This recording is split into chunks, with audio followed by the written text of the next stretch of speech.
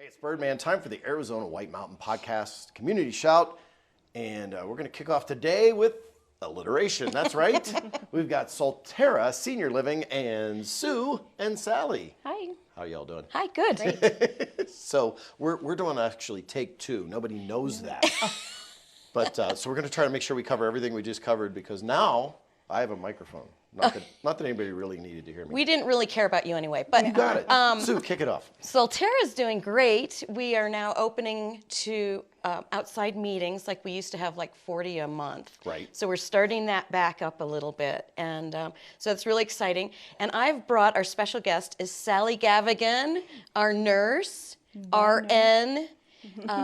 And she's going to talk a little bit about herself and our hiring and our state-of-the-art technology that we've just started. So I'm Sally. I am from Solterra in Sholo. So I started at Solterra about 12 years ago as a caregiver and loved it then and love it even more now.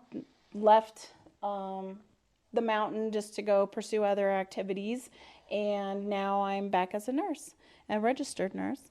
And I just love what I do. I just love my residents. I love what I do, and I have fun doing it. Yeah, and I pointed out registered nurses, my mother was a registered nurse, go through a whole lot of schooling.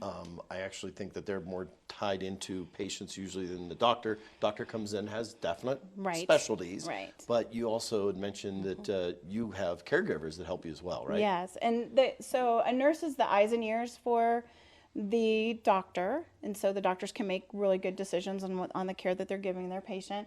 And my caregivers are my eyes and ears. They are with my residents 24/7. They're always got a pulse on what's going on. They refer back to me. I can go check on them. I can go see what's going on, and it works really well. We have a great relationship. Cool, awesome. And then you said pulse, so Right. we'll bring in. What do you got there on your wrist? What is this? It's my bat watch. It's a Dick Tracy. We're almost there. We're almost there. I can't wait till they add the camera and we can do the Dick Tracy action. Right, thing. right. It's coming. I know it is. So this is called a tempo, and every resident in our facility has one. Even the independent living residents, if they want one, they don't have to have one. They can opt out of it. Okay. It does have geofencing, so it will let us know when somebody leaves the building. It also tracks them throughout the building, but we don't track it like that. So we only respond if there's a call. So you're not going to do the Harry Potter mischief managed? No. Okay. No. Don't mention that either. But it does let us know, like if they just press it and hold it, and it will call a caregiver. And then it's all through our phones, so we can see how long it takes a caregiver to get to them, what they're actually doing for that caregiver. It gives us a lot of feedback, so we can do our care for them, as needed. And it also will let us know if they fall. Okay. So it has a I don't know. I think it's a geo. Well, those are they're sensors. So yeah. Yeah. So it will detect a fall, Right. and it'll alert everybody, and it sounds different, and everybody goes running. And so it's really a good response for the people, and also again for us, so we know that everybody's safe, and that's our number one deal is safety. So. Yeah, but it also makes it so then they're not. I mean, I know they have the buttons in the rooms. I remember the buttons in the rooms, and when they're now, that button just sort of like gets to carry with Right, you. and the buttons in the room will go away. We don't need them anymore. Yeah, no, right. So we have this, and so it makes it a lot more efficient. And we can also cater it to the person's needs. So if, say, we have somebody who we're watching and has lost a lot of weight in the last month, so we can watch how they're eating, because it goes on their dominant wrist, and so we can see how often they're eating, that they're not eating lunch or they're not eating dinner and stuff like that. So it gives us feedback in that way too. Very cool. But it's really cool. I like it a lot. Awesome. So it's good to hear things are opening back up and starting to lessen, and hopefully we can get past the COVID. Never in my life, if you'd have told me that you would have a bucket of pens that say clean and a bucket that said dirty, would I ever think that I would see that in my life. But I wouldn't even have imagined that, but crazy, right?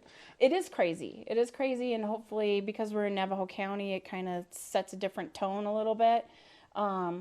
than if we were in Maricopa County. Right. So we're under a little bit more restrictions than Maricopa County, and people coming to visit have to appreciate that and understand that it's not us. It's But that's the population, we should protect the most. Exactly. Yeah. Exactly. Yeah. So that's good. And because things are becoming more open and because we're having much more, Sue's doing a fantastic job getting people into our facility. We need to hire people. We need people. We need caregivers. We need staff of all different types and situations. So anybody who's interested in getting a job that, that they want to provide service to another, because in all of our aspects we are providing service. So if it's wait staff, if it's maintenance, if it's caregiver, it's all a service to our residents, and they need us, and so we need to do that. So know that. For more information, just go to Solterra Senior Living's website, and we'll give you the link down below, or contact Sue directly. Awesome.